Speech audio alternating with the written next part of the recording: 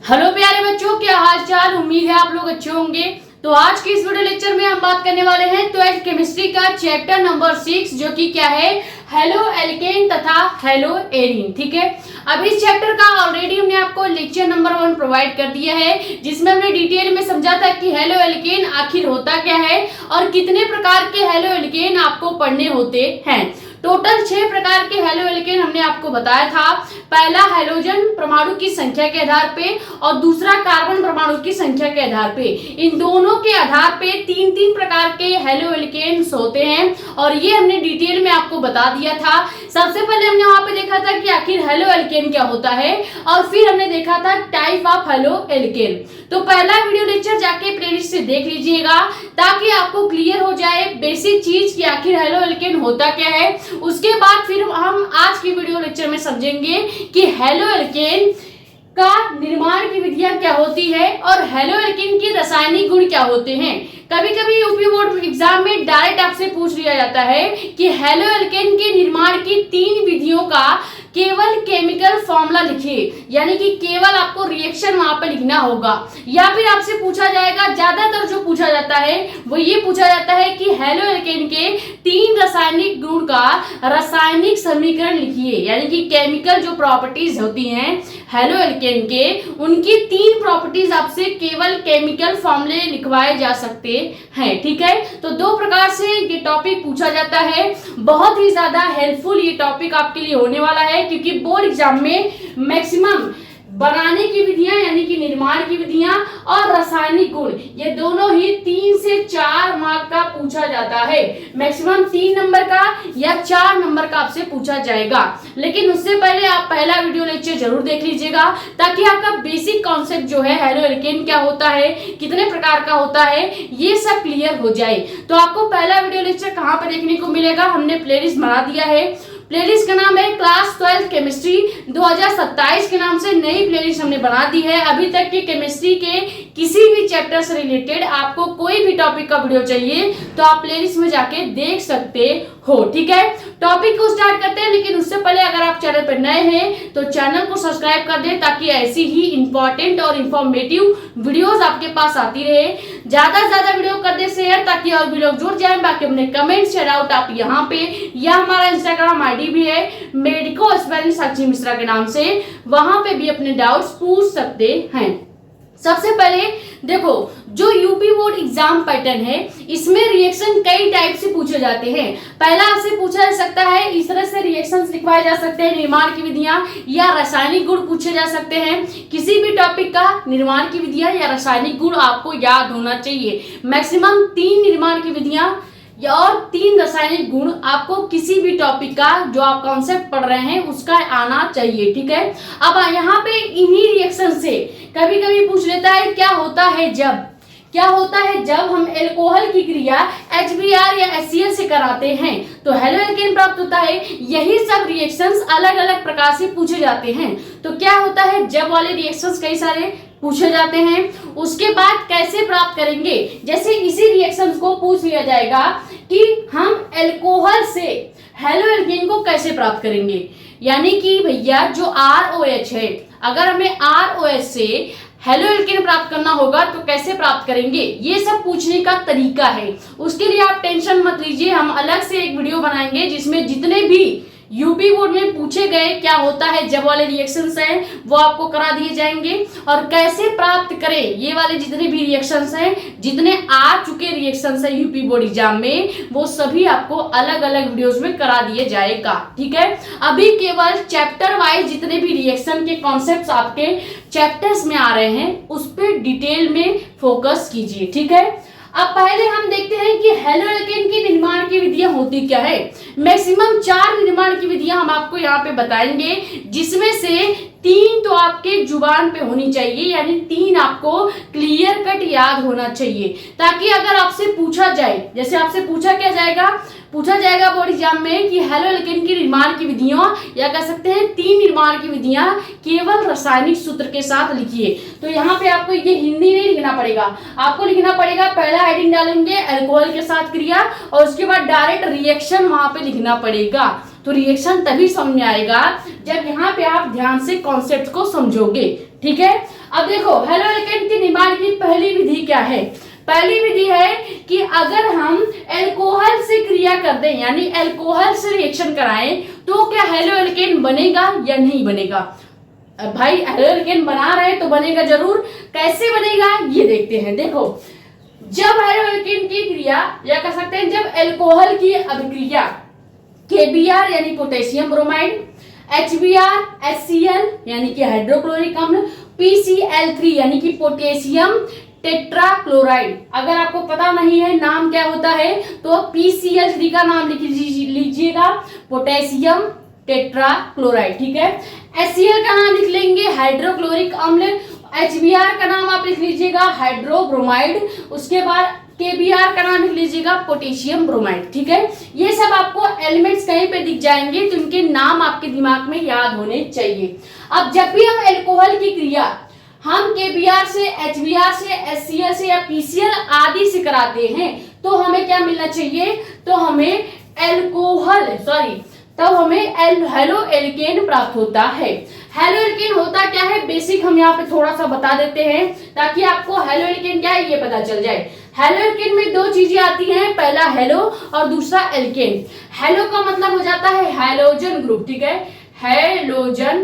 Halogen समूह। ठीक है, हैलोजन समूह को हमने बताया था एक्स ग्रुप भी कहा जाता है, एक्स समूह भी कहा जाता है। एक्स समूह का मतलब होता है वर्ग 17 के तत्व। ठीक है, अब वर्ग 17 के तत्व क्या होते हैं, तो क्लोरीन होता है, फ्लोरीन होता है, ब्रोमीन होता है, आयोडीन होता है। ये सभी जितने भी तत्व होते हैं, एलिमेंट्स होते हैं, ये सभी हैलोजन समूह के अंतर्गत आ जाते हैं, जिसका मतलब होता है हेलो के अंदर आ जाते हैं। अब एल्केन का मतलब क्या होता है, एल्केन का मतलब होता है एल्किल समूह, जिसे आर ग्रुप भी लिखा जाता है। ठीक है, आर समूह भी कहा जाता है। अब इस आर समूह का मतलब क्या है, आर समूह में आपका मेथिल आ जाता है यानी कि CH3 आ जाएगा, उसके बाद C2H5 एथिल आ जाएगा, उसके बाद CH3H5 आ जाएगा। इस प्रकार के जितने भी एलिमेंट्स देखने को मिलते हैं ये सभी आर ग्रुप के अंदर यानी कि एल्किल समूह के अंदर आते हैं। तो हेलो एल्केन का मतलब क्या हो गया, आर समूह और एक्स समूह का जो कॉम्बिनेशन होता है, जो मिलन होता है, यानी कि आर और एक्स के कंबाइंड कंपाउंड को ही हम क्या कहते हैं, हेलो एल्केन कहते हैं। क्लियर हो गया। ये हेलो एल्केन के बारे में और भी डिटेल से जानना है तो पहले लेक्चर में आप और डिटेल में जान सकते हैं। अब हमें अल्कोहल के साथ अगर हम KBr, HBr, HCl और PCl की रिएक्शन करा दें तो क्या हमको R और X मिलेगा, यानी कि क्या हमको एक R समूह का कोई भी एलिमेंट और एक X समूह का यानी कि क्लोरीन, फ्लोरीन, ब्रोमीन, इन सब में से कोई भी एलिमेंट का कॉम्बिनेशन यानी कि हैलोजन या हेलो एल्केन या इसी को एल्किल हैलाइड भी कहते हैं, ये प्राप्त होता है या नहीं। तो रिएक्शन करके देख लेते हैं। जैसा हमको कहा गया है सेम वही हम यहाँ पे रिएक्शन में करने वाले हैं। हमको कहा गया है कि भैया आपको अल्कोहल की क्रिया करानी है, तो मान लेते हैं अल्कोहल क्या हो गया, ROH, ये हमने क्या मान लिया, ये अल्कोहल है। कैसे पता चला कि ये अल्कोहल है, कैसे पता चलेगा कि ये अल्कोहल है, पहचान करने का एक तरीका होता है। ये जो OH ग्रुप दिख रहा है, कहीं पे भी इस तरह से OH लिखा है, ये दर्शाता है अल्कोहल समूह को। ठीक है, अल्कोहल समूह को यानी अल्कोहल ग्रुप को दर्शाता है। तो कहीं भी OH लिखा हो तो इसका मतलब हो गया अल्कोहल ग्रुप। ठीक है, अब हमसे कहा गया है कि अल्कोहल की क्रिया आपको करानी है KBr से, HBr से, HCl से या PCl3 से। तो यहाँ पे हम मान लेते हैं कि जो यहाँ पे हमने अल्कोहल लिया है, इस अल्कोहल की क्रिया हम करा देते हैं किससे, HCl से करा देते हैं। तो अल्कोहल की क्रिया किससे कराएंगे, HCl से करा रहे हैं। तो जब अल्कोहल की क्रिया आप HCl से कराओगे तो आपको हेलो एल्केन मिल जाएगा। कैसे मिलेगा, देखिए रिएक्शन करने का तरीका क्या होता है, अब आपको यहाँ पे ध्यान से समझना है। देखो यहाँ पे OH जो होता है ये होता है निगेटिव, R हमेशा एल्किल ग्रुप जो होता है ये होता है पॉजिटिव, यहाँ पे हाइड्रोजन हमेशा प्लस में होता है, Cl हमेशा माइनस में होता है। ये सभी चीजें आपको याद होनी चाहिए या पता होनी चाहिए कि जो Cl होता है वो माइनस में होगा, प्लस में होगा, माइनस प्लस के हिसाब से ही हम रिएक्शंस को करते हैं। जैसे यहाँ पे हमने क्या किया है, ये जो R ग्रुप है इसको हम लिख देंगे यहाँ पे, ठीक है, ये हो गया पॉजिटिव वाला। अब आपको पता होगा पॉजिटिव हमेशा निगेटिव से जुड़ता है, यानी R प्लस जो है एल्किल जो ग्रुप है ये हमेशा हैलोजन से जुड़ेगा, और हैलोजन मतलब निगेटिव हो गया, तो यहाँ पे R जुड़ जाएगा Cl से। तो हमने क्या बोला था, हेलो एल्केन का मतलब क्या है, एक R ग्रुप और एक X ग्रुप का कॉम्बिनेशन ही हेलो एल्केन कहलाता है। तो यहाँ पे देखो R हो गया प्लस, Cl हो गया माइनस, तो प्लस माइनस जुड़ेगा तो यहाँ पे बन जाएगा हेलो एल्केन, ठीक है, हेलो एल्केन बन गया है। और लास्ट में फिर से हम क्या कर देंगे, फिर से हमारे पास देखो OH माइनस का बच गया है और यहाँ पे H प्लस का बच गया है, तो यहाँ पे लास्ट में क्या हो जाएगा, OH और H मिल जाएगा तो H2O बन जाएगा। क्लियर हो गया, यही इतना सा रिएक्शन था। रिएक्शन करने का तरीका यही है, पहले हमें देखना है कि कौन सा पॉजिटिव है और कौन सा निगेटिव है। हमेशा याद रखिएगा, हम पहले पॉजिटिव को लिखेंगे, फिर उसके साथ एक निगेटिव को ऐड कर देंगे, फिर जो बचा होगा उसमें भी देखेंगे कि कौन सा पॉजिटिव है कौन सा निगेटिव है। जैसे यहाँ पे H पॉजिटिव था और OH निगेटिव था, तो हमको पता है भैया जब 2 H दे दिया गया है और 1 O है तो हम इसको H2O यानी कि वाटर या जल लिख सकते हैं कि नहीं। तो यही इतना सा रिएक्शन था, हमें क्या करना था, एल्कोहल से हेलो एल्केन बनाना था। हेलो एल्केन का मतलब मैंने पहले ही बता दिया था, एक R ग्रुप होना चाहिए और एक X ग्रुप होना चाहिए, तो एक R और X ग्रुप मिलके हेलो एल्केन का निर्माण कर रहे हैं। अब इस पूरे इक्वेशन को या पूरे रिएक्शन को आप एक फॉर्मूले की तरह यूज कर सकते हैं। अब इसी पे अगर हम एक एग्जांपल लगा के दिखाएं, जैसे यहाँ पे ये क्या बन गया है, तो ये हमारा बन गया है, ये है एल्कोहल, ठीक है, एल्कोहल है, और ये HCl का मतलब हमने पहले ही बता दिया है हाइड्रोक्लोरिक अम्ल होता है। तो अल्कोहल की क्रिया हाइड्रोक्लोरिक अम्ल से कराने पर हेलो एल्केन और वाटर बनते हैं। अब यहीं पे क्या होता है, जब आपसे पूछा जा सकता है, जैसे आपसे पूछ ले क्या होता है जब हेलो एल्केन की क्रिया HCl से कराते हैं, तो आपका आंसर होना चाहिए कि हेलो एल्केन प्राप्त होता है या हेलो एल्केन बनता है। यहीं पे एक क्वेश्चन और भी पूछा जा सकता है कि कैसे प्राप्त करें हेलो एल्केन की क्रिया एल्कोहल की क्रिया HCl से करा के हेलो एल्केन कैसे प्राप्त करेंगे, तो भी आप यही रिएक्शन चिपका दीजिएगा। क्लियर हो गया, अलग अलग टाइप से रिएक्शंस के क्वेश्चन पूछे जाते हैं, लेकिन रिएक्शन वही होता है। अब आपका अगर सवाल है कि हमको रिएक्शन याद नहीं होता है, कैसे याद होगा, तो एक सिंपल तरीका हम बताते हैं। अपना रफ नोटबुक उठाइए और जितनी बार हो सकता है उतनी बार रिएक्शन को लिख के प्रैक्टिस कीजिए और देखिए कि क्या चीज है जो आपके दिमाग से भूल रहा है, जो आपको याद नहीं हो रहा है, ठीक है। तो वही चीज आपको ज्यादातर रिपीट करना है, प्रैक्टिस करना है, ज्यादातर रिएक्शंस लिखने हैं, क्योंकि रिएक्शन लगभग एक दूसरे से मिलते जुलते हैं, इसी वजह से आपको याद नहीं होता। लेकिन जब आपको सभी एलिमेंट्स को पहचानना आ जाएगा, जैसे ये R को एल्किल कहते हैं, ये पढ़ना आ जाएगा, Cl लिखा है तो इसको हाइड्रोजन ग्रुप कहते हैं, ये सब आपको इसके पीछे की जो केमिस्ट्री है वो समझ में आने लग जाएगी, तो रिएक्शन बड़ा आसान है, ठीक है। अब इसी पे एक एग्जांपल लगा लेते हैं। जैसे हमें लेना है एल्कोहल, एल्कोहल में आप R और OH लेंगे। R का मतलब एल्किल ग्रुप, देखो एल्कोहल का मतलब सीधे OH से होता है, लेकिन हम यहाँ पे R क्यों लगा रहे हैं, R हम इसलिए लगा रहे हैं क्योंकि भैया हमको हेलो एल्केन बनाना है, उसके लिए एक एल्किल ग्रुप तो चाहिए ही, इसीलिए हमने एल्कोहल को R के साथ जोड़ दिया है ताकि यहाँ पे एथिल एल्कोहल या एल्किल एल्कोहल बन जाए। अब एल्किल एल्कोहल क्या होता है, वैसे तो इसका नाम एल्कोहल है, लेकिन हमने R जोड़ा है ताकि हम हेलो एल्केन बना सके। हेलो एल्केन इसलिए बनाना है क्योंकि हमें एक R ग्रुप मिल जाएगा, तो यहाँ पे लास्ट में एक H ग्रुप जोड़ देंगे तो हेलो एल्केन बन जाएगा। अब इसी पे एग्जांपल ले लेते हैं। हम इस R की जगह, हमने पहले ही बताया था कि R की जगह आप मेथिल एथिल ये सब ले सकते हो, तो यहाँ पे हम मान लेते हैं कि हम R की जगह ले लेते हैं C2H5। इसका मतलब क्या हो गया, एथिल, ठीक है, एथिल इसको पढ़ा जाता है। अब एथिल के साथ अगर हम OH को जोड़ देंगे तो इसका पूरा नाम हो जाएगा एथिल एल्कोहल। क्या हो जाएगा, एथिल एल्कोहल इसका पूरा नाम हो जाएगा। ये इसका रियल नाम है। इस तरह से आपको पहचानना आना चाहिए कि कहीं पे भी C2H5 लिखा है तो इसको एथिल पढ़ते हैं, इसके साथ OH जोड़ देंगे तो इसका पूरा नाम एथिल एल्कोहल हो जाएगा। मेन हमको याद रखना है कि ये एल्कोहल ग्रुप का एलिमेंट है, क्योंकि OH पीछे जुड़ा है। हमें केवल एल्कोहल से मतलब है। एल्कोहल कैसे पता चल गया हमको कि कहां से एल्कोहल है, तो पीछे OH जुड़ा है। OH ये बताता है कि ये जो एलिमेंट लिखा है ये एल्कोहल है। क्लियर हो गया। अब एथिल एल्कोहल की क्रिया हम फिर से करा देते हैं HCl से। आप चाहो तो HCl के अलावा PCl3 से करा सकते हो, HBr से करा सकते हो, KBr से करा सकते हो। ये सब आपको प्रैक्टिस करना है रफ में, ठीक है। अभी हम केवल HCl को लेके आपको समझा रहे हैं। तो जब हम एथिल अल्कोहल की क्रिया HCl से कराएंगे तो तरीका क्या है? तरीका पहले आपको देखना है कि पूरे कंपाउंड में कितने पॉजिटिव एलिमेंट्स हैं और कितने निगेटिव एलिमेंट्स हैं। देखो यहाँ पे जो C2H5 होता है ये पूरा क्या होता है, ये होता है पॉजिटिव। OH माइनस होता है, OH आपका निगेटिव होता है। Cl माइनस होता है, H प्लस होता है। तो OH Cl के साथ तो जुड़ेगा नहीं क्योंकि दोनों माइनस है। तो क्या होगा, एक R जो है यहाँ पे फॉर्मूले के अकॉर्डिंग हमको R यहाँ पे लिखना है।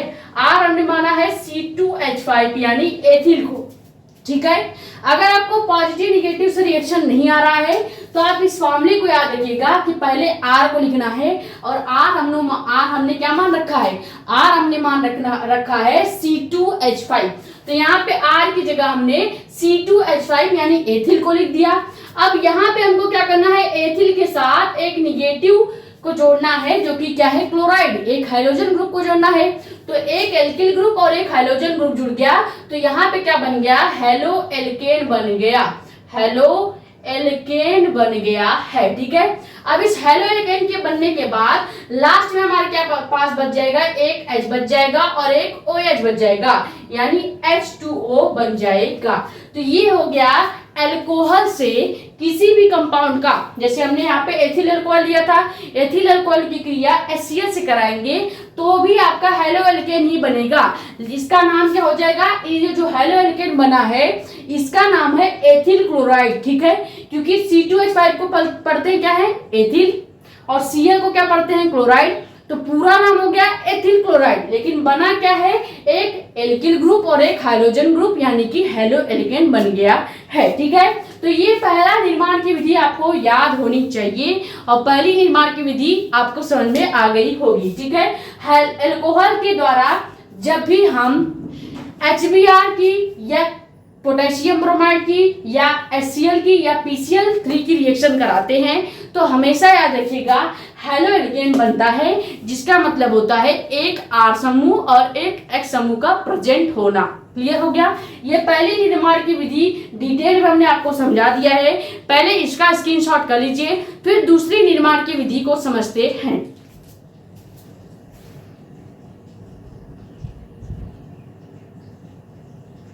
तो दूसरी निर्माण की विधियां क्या है कि अगर हम PCl5 की क्रिया करके देखें, यानी अगर हम क्या करें, जो हमारा हेलो एल्केन है इसको बनाने के लिए PCl5 से हम क्या कर दें, एल्कोहल की क्रिया करा दें तो क्या हेलो एल्केन का निर्माण हो पाएगा या नहीं। सेकेंड रिएक्शन आपको पढ़ना है PCl5 से क्रिया, और ये बहुत ही इंपॉर्टेंट रिएक्शन है। कभी कभी इसको अलग से पूछ लिया जाता है, जैसे आपसे नेम रिएक्शन जब पूछे जाते हैं तो वहां पे पूछ लिया जाता है टिप्पणी दीजिए PCl5 से एल्कोहल की क्रिया कराने पर हेलो एल्केन कैसे प्राप्त होता है। तो ये रिएक्शन आपको याद होना चाहिए या ये रिएक्शन आपको आना चाहिए। अब देखो PCl5 से हमको क्या करना है, एल्कोहल की क्रिया यानी जो OH ग्रुप होगा उसकी क्रिया हमको PCl5 का मतलब क्या होता है, ये इसका नाम आपको पता होना चाहिए। P का मतलब होता है फास्फोरस,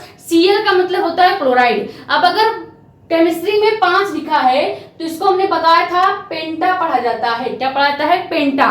तो पूरा नाम क्या हो जाएगा, फास्फोरस पेंटा क्लोराइड, ठीक है। यहाँ पे हमने लिख रखा है देखो फास्फोरस पेंटा क्लोराइड, जिसको PCl से प्रदर्शित करते हैं या रिप्रेजेंट करते हैं। अब PCl5 से क्रिया कराने का मतलब हो गया कि आपको अल्कोहल की क्रिया करानी है PCl5 के साथ, और उसके बाद आपको निर्माण किसका करना है, हेलोएल्केन का निर्माण करना है। क्योंकि हम पढ़ क्या रहे हैं, हेलोएल्केन की निर्माण की विधियां। तो सेकेंड विधि क्या है कि PCl5 के साथ क्रिया। तो अल्कोहल की क्रिया करानी है। मान लीजिए हमने क्या ले लिया, यहाँ पे हमने ले लिया C2H5OH।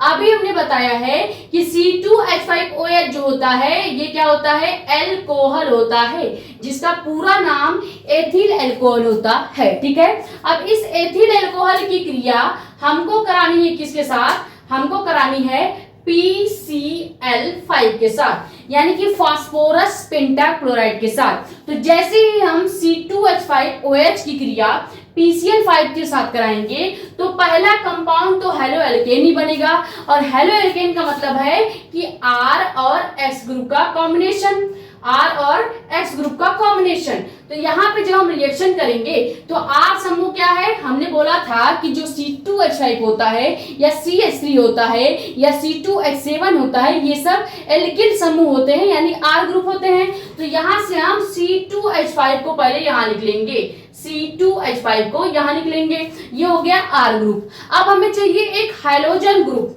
तो हाइड्रोजन यहाँ से ले लेते हैं। हमारे पास देखो PCl5 है, यानी हमारे पास क्लोरीन कितने हैं, 5 क्लोरीन है। तो अगर हम एक क्लोरीन यहाँ पे ऐड कर देंगे तो ये हमारा क्या बन गया, हेलोएल्केन बन गया है। मेन कंपाउंड जो हमें बनाना था वो हमने बना दिया है। हमें अल्कोहल से हेलोएल्केन बनाना था, लेकिन किसकी मदद से, PCl5 की मदद से। तो PCl5 की मदद से अल्कोहल की क्रिया जब करेंगे तो हेलोएल्केन बन जाएगा, लेकिन इतने पे ही रिएक्शन कंप्लीट नहीं होता है। अब जितने बचे हुए कंपाउंड्स हैं उनको भी लिखना पड़ेगा। अब ध्यान से देखो क्या क्या बचा हुआ है। यहाँ पे बच गया है पूरा OH, और यहाँ पे P बचा है, उसके बाद Cl4 बच गया है, क्योंकि हमने केवल एक Cl को यहाँ पे यूज किया है, अभी 4 Cl वैसे ही है। तो यहाँ से क्या करते हैं, OH से हम यहाँ पे एक H ले लेते हैं, और इस Cl4 के पास से एक और Cl ले लेते हैं। तो हमारे पास अब बच गया PCl3, ठीक है। और इधर क्या बच गया, इधर बच गया O। तो लास्ट में हम क्या करेंगे, POCl3 को भी ऐड कर देंगे। ये हो गया कंप्लीट रिएक्शन। समझ में आ गया होगा, हमने कुछ नहीं किया, केवल एथिल अल्कोहल को लिया है। एथिल अल्कोहल की क्रिया PCl5 से कराएंगे तो हमें हेलोएल्केन बनाना होता है, जो कि R और X का कॉम्बिनेशन होता है। तो R हमेशा हमने बताया था C2H5 होता है, तो पहले R ले लिया, और PCl5 से हमने एक क्लोरीन को ले लिया, तो हमारे पास PCl4 बच गया। अब यहाँ पे पहले से OH था, तो अगर हम क्या करें, H से Cl जोड़ दे, तो यानी कि एक हाइड्रोक्लोरिक अम्ल को पहले हमने बाहर कर लिया।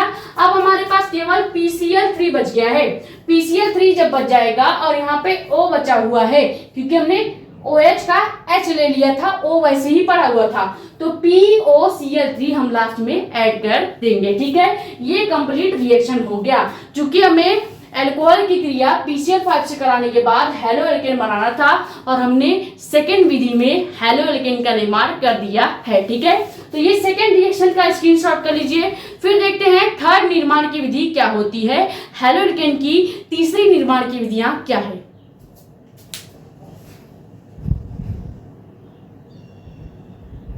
तो तीसरी निर्माण की विधि क्या है, एल्केन के हैलोजनीकरण द्वारा। यानी हमको क्या करना है, अब हमें कोई एक एल्केन ग्रुप लेना है। सबसे पहले समझिए एल्केन ग्रुप क्या होता है। कहीं पे भी CH4 लिखा है, जिसको हम नाम देते हैं क्या, मीथेन। ठीक है, ये मीथेन किसका कंपाउंड होता है, तो ये एल्केन ग्रुप का, एल्केन समूह का एक कंपाउंड होता है, एक एलिमेंट होता है। ठीक है, और भी कई सारे होते हैं, लेकिन यहाँ पे हम एग्जांपल में किसका यूज कर रहे हैं, मीथेन का यूज कर रहे हैं। और मीथेन को हमेशा याद रखिएगा, अगर कहीं भी एल्केन समूह का उपयोग करके कोई भी रिएक्शन किया जाता है तो आप यहाँ पे मीथेन का यूज कर सकते हैं, क्योंकि मीथेन जो होता है ये एल्केन समूह के अंदर आता है। क्लियर हो गया। हमको क्या करना है, इसी एल्केन के हैलोजनीकरण द्वारा, हैलोजनीकरण का मतलब क्या होता है ये भी समझिए। हैलोजनीकरण का मतलब है कि हमें किसी भी X समूह के साथ क्रिया करवानी है यानी रिएक्शन करवाना है, चाहे आप क्लोराइड के साथ कर लीजिए, चाहे आप फ्लोराइड के साथ कर लीजिए, या चाहे आप ब्रोमाइड के साथ कर लीजिए, ये सभी जो रिएक्शंस होंगे, ये सभी रिएक्शंस का नाम क्या हो जाएगा, इन्हीं रिएक्शंस का नाम पड़ता है हैलोजनीकरण। ठीक है, यानी अगर आप क्लोराइड से, फ्लोराइड से या ब्रोमाइड से किसी भी एलिमेंट्स की क्रिया कराते हैं, जैसे यहाँ पे एल्केन की क्रिया हमको क्लोराइड, ब्रोमाइड और फ्लोराइड के साथ करानी है, तो इसका नाम क्या पड़ गया है, हैलोजनीकरण। कहीं भी अगर कहा जाए कि इसकी क्रिया हैलोजनीकरण द्वारा कीजिए, तो इसका मतलब होता है कि हमें उस एलिमेंट की क्रिया क्या करनी है, उस एलिमेंट की क्रिया हैलोजन ग्रुप के साथ करनी है, जिसका नाम पड़ जाता है हैलोजनीकरण। ठीक है, ये दोनों का मतलब समझ में आ गया होगा। रिएक्शन में करना क्या है इसका मतलब समझ में आ गया है, यानी हमको एक एल्केन ग्रुप लेना है, जैसे हमने मीथेन ले लिया, मीथेन आता है एल्केन समूह के अंदर। ठीक है, अब इसी मीथेन का हमें हैलोजनीकरण करना है। हैलोजनीकरण का मतलब समझा दिया है, किसी भी हैलोजन ग्रुप के साथ रिएक्शन अगर कर देते हो किसी भी अलग कंपाउंड का, तो इसका मतलब है कि आप वहां पे हैलोजनीकरण कर रहे हो। ठीक है, तो हैलोजनीकरण करते हैं। रिएक्शन में करना क्या है, जैसा हमको बताया गया है वैसा ही हम करेंगे। सबसे पहले सूर्य के प्रकाश की उपस्थिति में एल्केन की हैलोजन से क्रिया करने पर हेलो एल्केन प्राप्त होता है।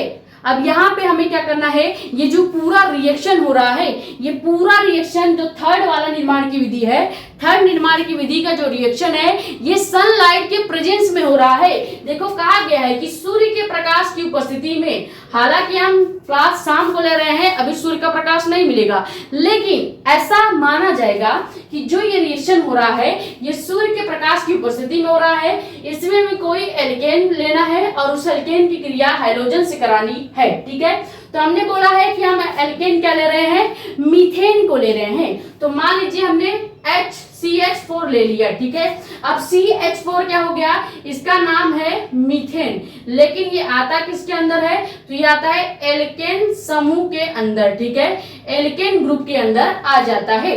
अब हमें एल्केन की क्रिया किसके साथ करानी है, एल्केन की क्रिया हैलोजन से करानी है। मान लीजिए हमने हैलोजन क्या ले लिया, क्लोराइड ले लिया, यानी Cl2 ले लिया है। ठीक है, जरूरी नहीं है क्लोराइड ही लो, आप चाहो तो ब्रोमाइड भी ले सकते हो या आप फ्लोराइड भी ले सकते हो। कई सारे एलिमेंट्स है हैलोजन के, तो आप कोई भी एलिमेंट लेके कर सकते हो, लेकिन हम क्लोराइड से इसलिए बताते हैं ताकि क्लोराइड वाला याद करने में भी आसानी होती है। ठीक है, तो मीथेन की क्रिया Cl2 से जब कराएंगे तो किसके प्रेजेंस में कराना है, हमको बोला गया है स्ट्रिक्टली फॉलो करने के लिए कि सनलाइट के प्रेजेंस में कराना है। किसके प्रेजेंस में, सन लाइट के प्रेजेंस में, यानी कि सूर्य के, एक सेकेंड, सूर्य के प्रकाश की उपस्थिति में। ठीक है, अब एक बात याद रखिए, जो भी कहा जाएगा रिएक्शन में इसकी उपस्थिति में, तो जो उपस्थिति वाली चीजें हैं, जैसे यहाँ पे बोला है सूर्य के प्रकाश की उपस्थिति में, तो सूर्य के प्रकाश को कहाँ पे दर्शाना है, तीर के ऊपर लिखना है। जो भी रिएक्शन में कहा जाएगा, जैसे कहा जाएगा आगे अभी कि शुष्क ईथर की उपस्थिति में इसकी क्रिया इसके साथ कराइए, तो आपको शुष्क ईथर कहाँ पे लिखना पड़ेगा, इस एरो के ऊपर लिखना पड़ेगा। क्लियर हो गया, तो मीथेन की क्रिया यानी कि एल्केन की क्रिया अगर हम किसके साथ करा दें, हैलोजन से करा दें, और किसके प्रेजेंस में, सूर्य के प्रकाश की उपस्थिति के प्रेजेंस में, तो क्या बनना चाहिए, हेलो एल्केन बनना चाहिए। यानी एक R ग्रुप होना चाहिए और एक X ग्रुप होना चाहिए। तो यहाँ पे R ग्रुप क्या ले लेंगे, यहाँ पे हमको तो दिया गया है CH4, अब CH4 तो R में आता नहीं है, R में क्या आता है, एल्किल ग्रुप में केवल CH3 आ जाएगा, C2H5 आ जाएगा और C2H7 आ जाएगा। ये सब एल्किल ग्रुप में आते हैं। तो आप बताइए कि R4 को आप CH3 लिख सकते हैं या नहीं। हमने बताया था कि जब भी हैलोजन बनाना होगा तो हम एक हाइड्रोजन ग्रुप को हटा के उसके जगह एक क्लोरीन को जोड़ देंगे, तो क्या हेलो एल्केन बन जाएगा, बन जाएगा। तो यहाँ से CH4 की जगह हम केवल CH3 ले लेंगे। अभी हमारे पास CH4 का एक H बचा हुआ है, तो हम क्या करेंगे, जब यहाँ पे एक H हटाएंगे तो इसकी जगह पे CH3 के साथ एक Cl जोड़ सकते हैं। ठीक है, अब हमारे पास एक H CH4 का बचा हुआ है, तो लास्ट में क्या करना देंगे H और इसका Cl भी बचा है तो Cl जोड़ देंगे। टोटल क्या हो गया, यहाँ पे आ गया आपका हेलो एल्केन बन गया जो कि हमको बनाना था, और लास्ट में यहाँ से एक H बचा हुआ था और यहाँ का एक क्लोरीन बचा हुआ था तो HCl लास्ट में जोड़ देंगे। टोटल रिएक्शन क्या हो गया, CH3Cl और HCl। अब CH3Cl का मतलब क्या है, इसका रियल नेम होता है मेथिल क्लोराइड, ठीक है। अगर आप चाहो तो लिख भी सकते हो, CH3Cl का रियल नेम होता है मेथिल क्लोराइड या इसको हेलो एल्केन भी कहा जाएगा। मेन हमको बनाना था क्या, हमको बनाना था एल्केन की क्रिया हेलो एल्केन से कराने पर सनलाइट के प्रेजेंस में हैलोजन से कराने पर सनलाइट के प्रेजेंट में हेलो एल्केन बनाना था, वो हमने आपको बना के बता दिया है, ठीक है। तो 3 निर्माण की विधियां समझ में आ गई, ये स्क्रीनशॉट कर लीजिए। फिर एक और आखिरी निर्माण की विधियां आपको और बता देंगे, क्योंकि मैक्सिमम 3 तो आपके एग्जाम में पूछे ही जाते हैं, तो 4 आपको तैयार करना चाहिए, ताकि अगर 3 से ज्यादा पूछ लिया जाए, 4 पूछ लिया जाए या 5 पूछ लिया जाए तो आपको 3 से 4 तो याद होना ही चाहिए, ठीक है। ये स्क्रीनशॉट कीजिए। फिर हेलो एल्केन के निर्माण की चौथी विधि को देखेंगे।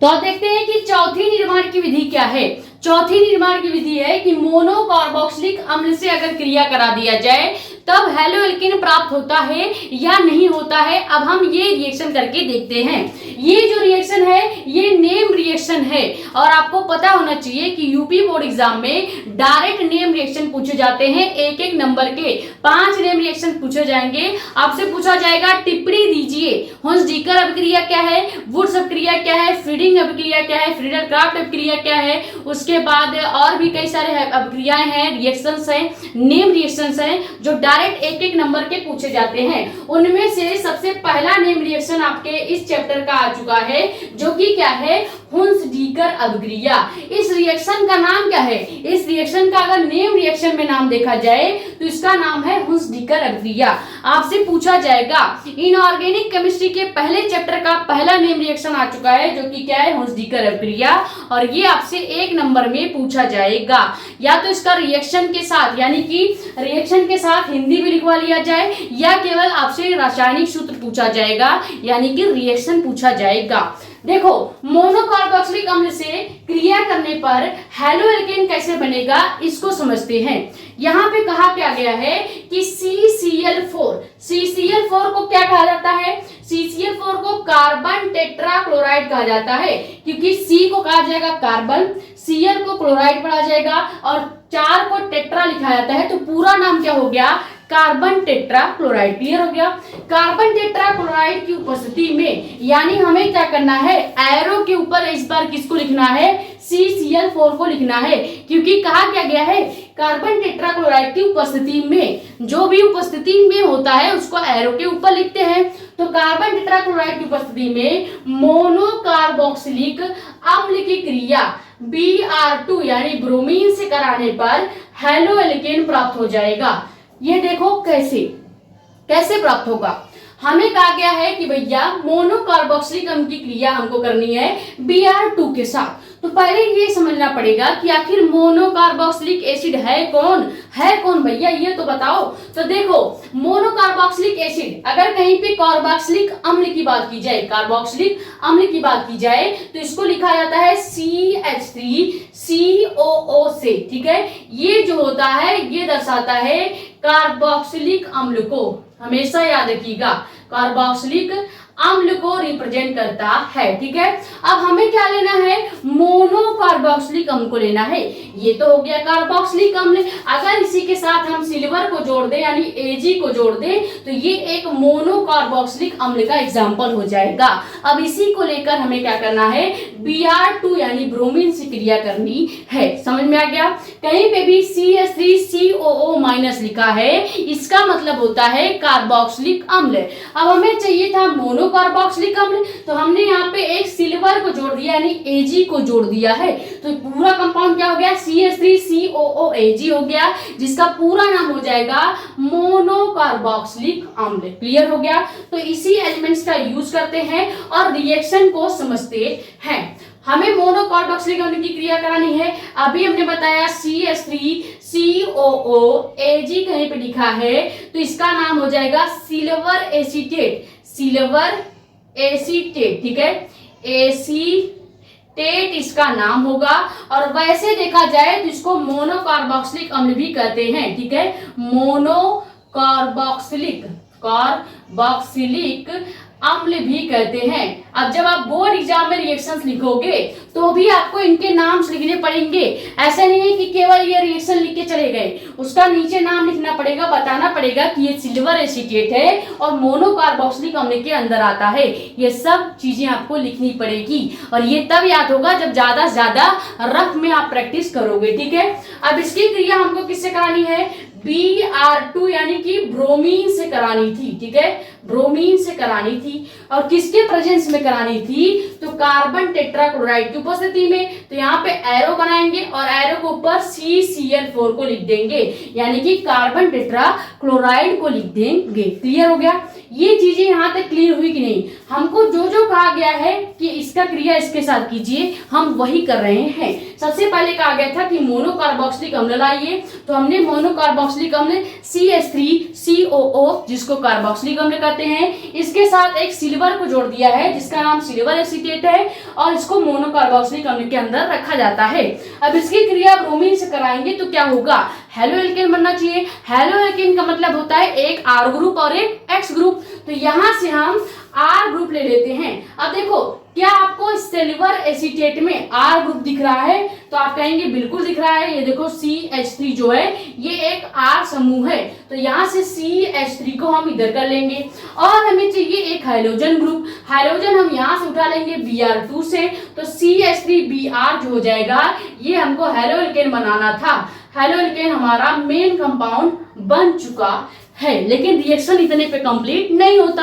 अब हमें क्या करना पड़ेगा? जो जो चीजें बची हुई हैं, जैसे यहाँ पे बचा हुआ है एक Br बच गया, यहाँ पे पूरा COO बच गया और Ag बच गया है। तो यहाँ से सबसे पहले हम क्या कर लेंगे? हम AgBr को एक जगह लिख देंगे और लास्ट में CO2 बचा है, देखो COO बचा है और COO को हम लिख सकते हैं क्या? CO2 लिख सकते हैं। तो सबसे लास्ट में हम CO2 को लिख देंगे और ये गैस के रूप में बाहर निकल जाएगी, जिसको कार्बन डाइऑक्साइड गैस कहेंगे। क्लियर हो गया? तो ये बन गया सिल्वर ब्रोमाइड, ये बना सिल्वर ब्रोमाइड बन गया या ब्रोमीन बन गया और ये कार्बन डाइऑक्साइड बन गया और ये हमको हेलो एल्केन बनाना था। इस हेलो एल्केन का मेन नाम अगर लिखना चाहते हो तो लिख सकते हो मेथिल ब्रोमाइड, इसका नाम है, ठीक है, मेथिल ब्रोमाइड, ठीक है, ब्रोमाइड इसका नाम हो जाएगा। रियल नाम इसका मेथिल ब्रोमाइड है, लेकिन हमें केवल हेलो एल्केन चाहिए था तो हमने रियल नाम न लिख के केवल हेलो एल्केन लिखा था। समझ में आ गया? हमने कुछ नहीं किया है, यहाँ से एक R ग्रुप को ले लिया है और एक X ग्रुप भी चाहिए होता है, तो हमने CH3 के साथ Br को जोड़ दिया, टोटल बन गया हेलो एल्केन। बच गया हमारे पास इधर से Ag Br और COO बच गया है। अब COO को क्या हम CO2 लिख सकते हैं, क्योंकि दो O है तो इसको हम एक साथ O2 लिख सकते हैं, तो यहाँ पे CO2 लिख दिया और AgBr को एक साथ लिख दिया। ये हो गया कंप्लीट रिएक्शन, ठीक है। हमने मोनोकार्बोक्सिलिक अम्ल की क्रिया से हेलो एल्केन का निर्माण कर दिया है। तो ये हो गया हेलो एल्केन की निर्माण की 4 विधियां जो हमने डिटेल में समझ लिया है। यहाँ तक क्लियर हो गया? अब देखो, 4 विधियों में से मैक्सिमम 3 रिएक्शंस आपको याद होने चाहिए। एक तो ये जरूर याद कीजिएगा क्योंकि नेम रिएक्शंस है, 2 टाइप से आपके बोर्ड एग्जाम में पूछा जा सकता है। अगर निर्माण की विधि में पूछेगा तो यहाँ पे आप लिख भी सकते हैं और साथ ही साथ अगर ये नेम रिएक्शन में पूछ लिया जाए कि हुंस-डीकर अपक्रिया क्या होती है तो वहां पे भी आप इस रिएक्शन को चिपका सकते हैं। तो 1 नंबर के लिए भी इंपॉर्टेंट है और अगर 2-3 नंबर वाले सवाल में आता है, क्वेश्चन में आता है, तो वहां पे भी आप इसको लिख सकते हैं, ठीक है। तो चौथी निर्माण की विधि का स्क्रीनशॉट कर लीजिए। फिर देखते हैं हेलो एल्केन के जो केमिकल प्रॉपर्टीज होते हैं, यानी कि हेलो एल्केन के रासायनिक गुण कितने होते हैं। 5 रासायनिक गुण आपको डिटेल में बताएंगे। 4 निर्माण की विधियां बता दी है, जिसमें से 3 आपको याद होनी चाहिए। 5 रासायनिक गुण बताएंगे, जिसमें से 3 रासायनिक गुण आपको याद होनी चाहिए, ठीक है। पहले ये स्क्रीनशॉट कीजिए।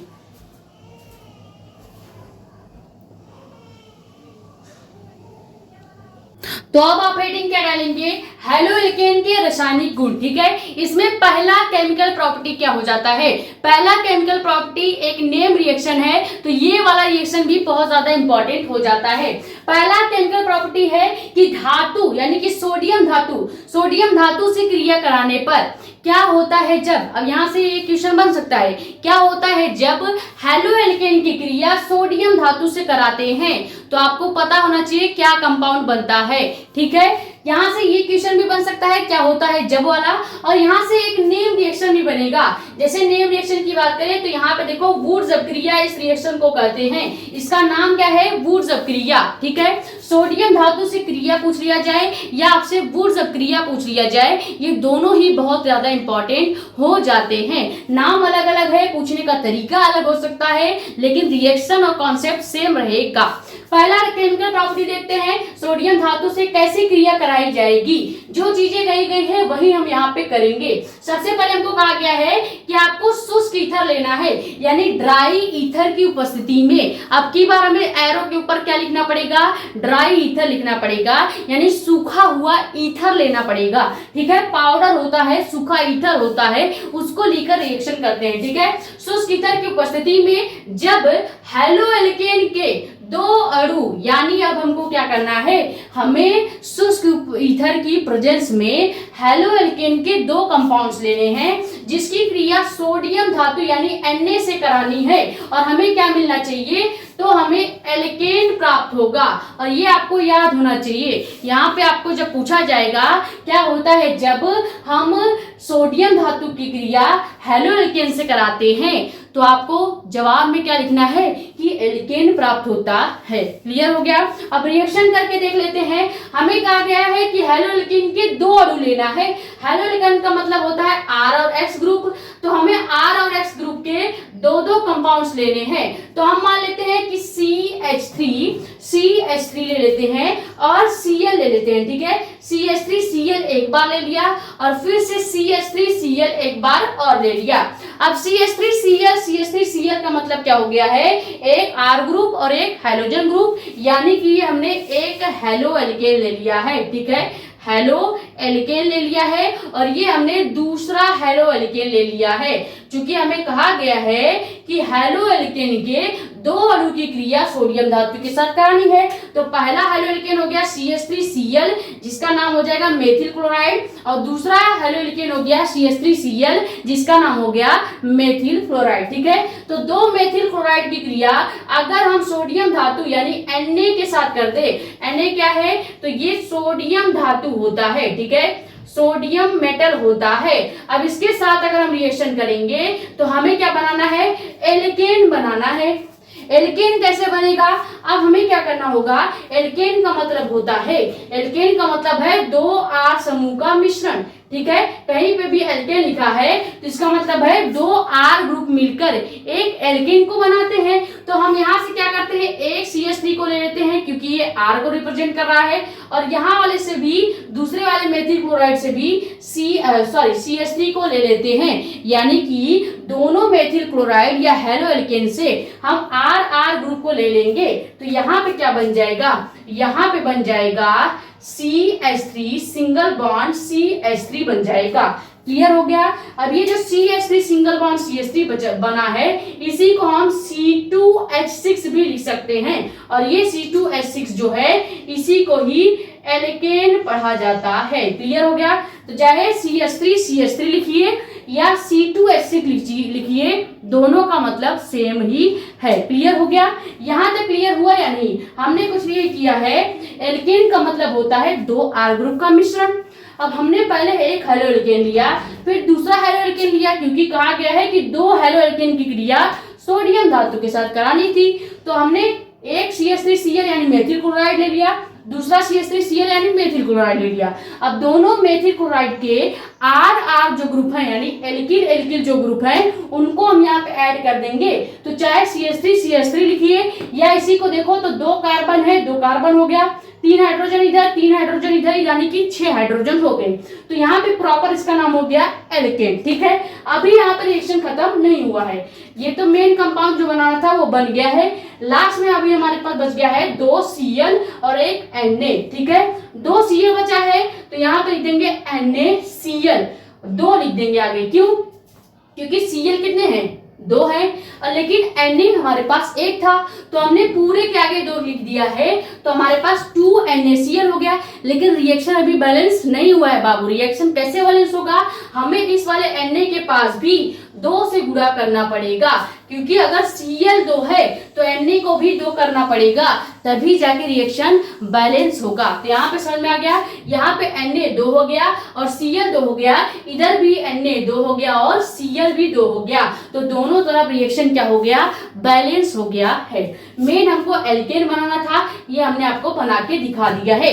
तो ये हो गया पहला केमिकल प्रॉपर्टी जो आपको याद होनी चाहिए। इसको आपको कभी कभी नेम रिएक्शन के नाम से भी पूछा जाएगा, तो ये भी याद रखिएगा कि सोडियम धातु से जो क्रिया होती है इसको वुड्स क्रिया भी कहते हैं। ठीक है, पहला केमिकल प्रॉपर्टी क्लियर हो गया, ये स्क्रीनशॉट कीजिए। फिर देखते हैं कि हेलोएल्केन की सेकेंड केमिकल प्रॉपर्टी क्या होती है।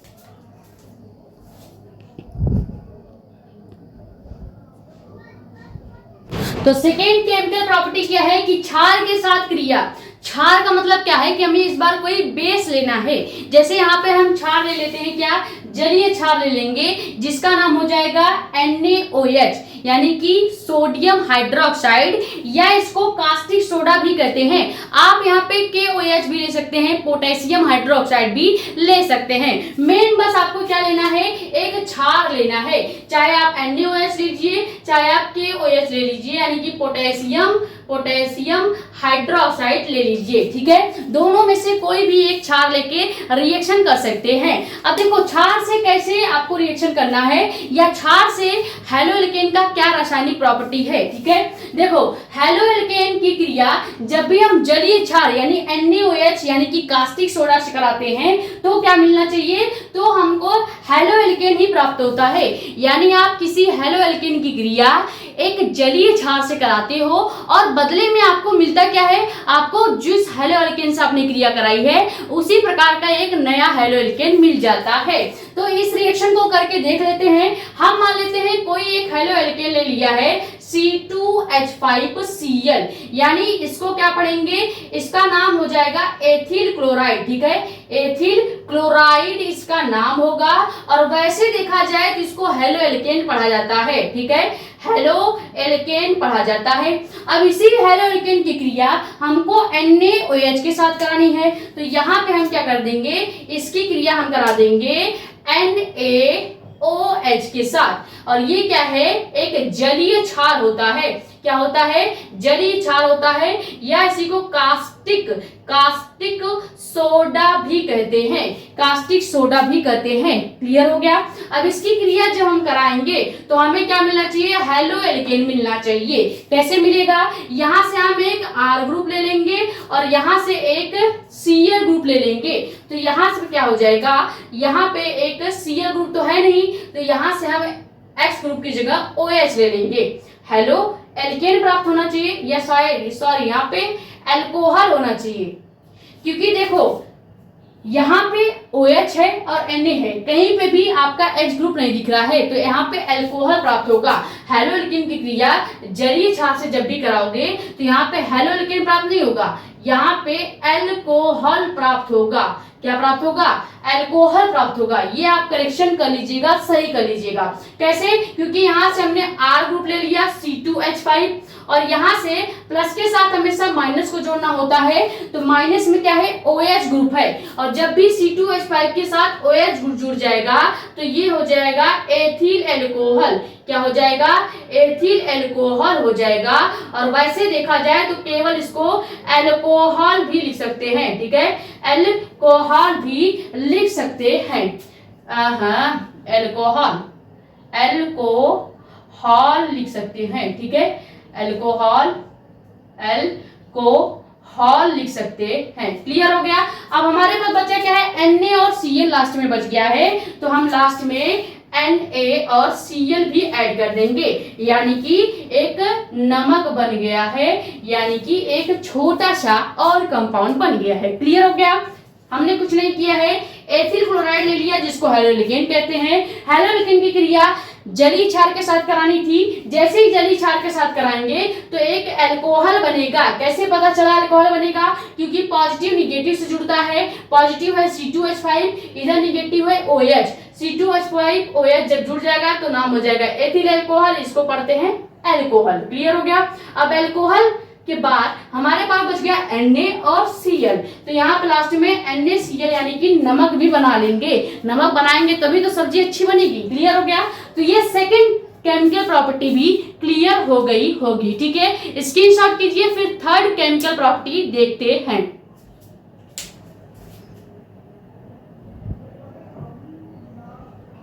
तो अगला इसका केमिकल प्रॉपर्टी क्या है? थर्ड केमिकल प्रॉपर्टी है कि पोटेशियम साइनाइड के साथ क्रिया। अब देखो यहाँ पे हमको क्या करना है, इस बार हमें एथिल क्लोराइड की क्रिया करनी है पोटेशियम साइनाइड के साथ। एथिल क्लोराइड अभी हमने आपको इसके पहले लिख के बताया C2H5Cl होता है। अब C2H5Cl की क्रिया पोटेशियम साइनाइड यानी KCN से करा दें तो क्या प्राप्त हो जाएगा? जब भी हम C2H5Cl की क्रिया KCN से कराते हैं तो हमको एथिल साइनाइड मिल जाता है, यानी C2H5Cl मिल जाएगा। कैसे मिलेगा करके देख लेते हैं। सबसे पहले बोला गया है एथिल क्लोराइड की क्रिया करानी है, तो यहाँ पे हमने C2H5Cl ले लिया जिसका नाम होता है एथिल क्लोराइड। ठीक है, एथिल क्लोराइड इसका नाम होता है। अब एथिल क्लोराइड की क्रिया हमको करानी है पोटेशियम साइनाइड के साथ यानी KCN के साथ, तो यहाँ पे हमने KCN लिख दिया है जिसका नाम हो गया पोटेशियम साइनाइड। ठीक है, साइनाइड। अब जब भी हम इसका क्रिया कराएंगे तो क्या बनेगा? एथिल साइनाइड बनेगा। एथिल क्या होता है? C2H5 होता है, तो यहां से हमने C2H5 ले लिया जो कि पॉजिटिव वाला है, और हमें बताया है कि पॉजिटिव निगेटिव से जुड़ता है, लेकिन पोटेशियम तो पॉजिटिव है और Cn क्या है? पोटेशियम के तो पॉजिटिव है। Cn यानी साइनाइड जो होता है ये निगेटिव होता है, तो यहाँ से एथिल ले लेंगे पॉजिटिव वाला और यहाँ से Cn निगेटिव वाला ले लेंगे, तो इसका नाम क्या हो जाएगा? ये हमने जो बनाना था एथिल साइनाइड, ये हमने बना दिया है। ठीक है, इसका नाम हो जाएगा एथिल साइनाइड। और लास्ट में हमारे पास क्या बच गया? Cl बच गया और K बच गया, तो सबसे लास्ट में हम KCl भी ऐड कर देंगे। क्लियर हो गया? बहुत आसान रिएक्शंस हैं, आपको करते करते समझ में आने लगा होगा कि क्या किया जाता है। जो भी पॉजिटिव होगा उसको दूसरे वाले निगेटिव से जोड़ देंगे पहले, फिर उसके बाद जो यहाँ पे निगेटिव होगा उसको दूसरे वाले पॉजिटिव से जोड़ देंगे।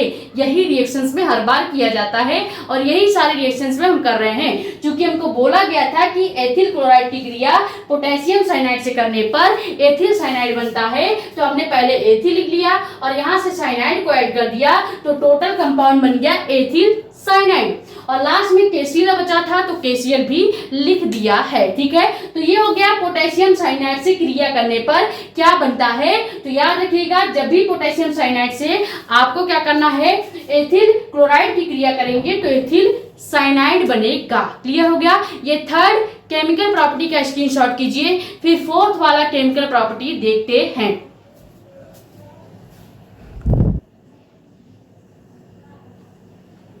तो चौथा केमिकल प्रॉपर्टी क्या है? मैग्नीशियम धातु से क्रिया।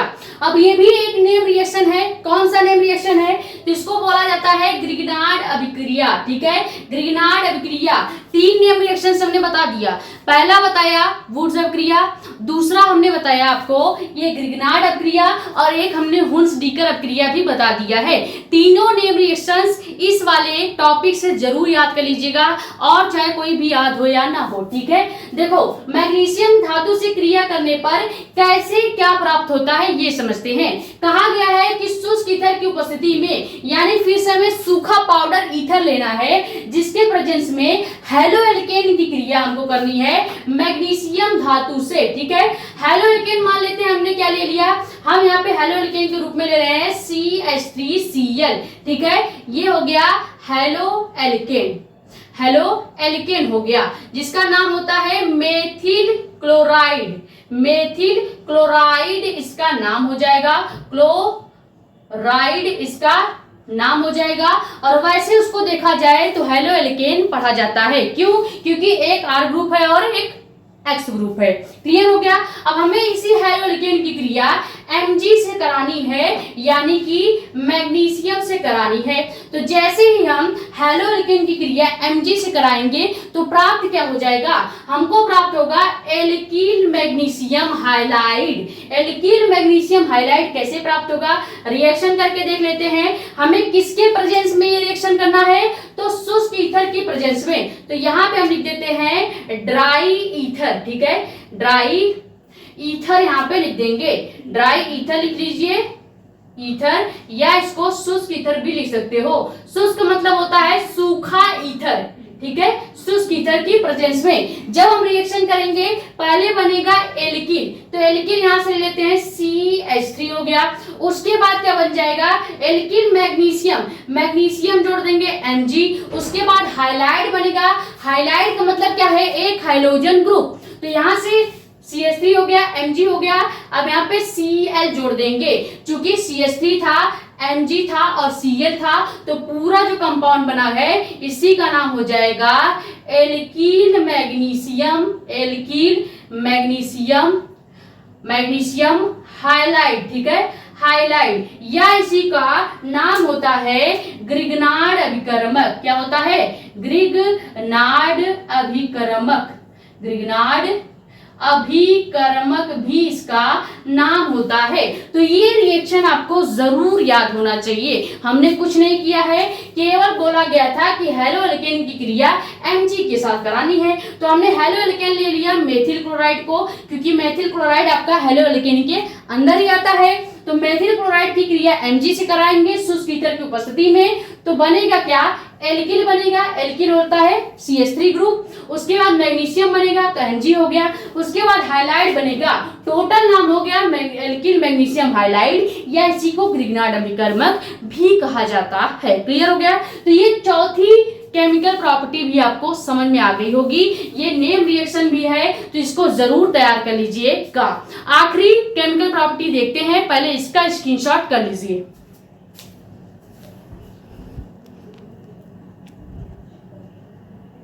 तो आखिरी केमिकल प्रॉपर्टी क्या है कि धातु एल्का ऑक्साइड से क्रिया कराने पर।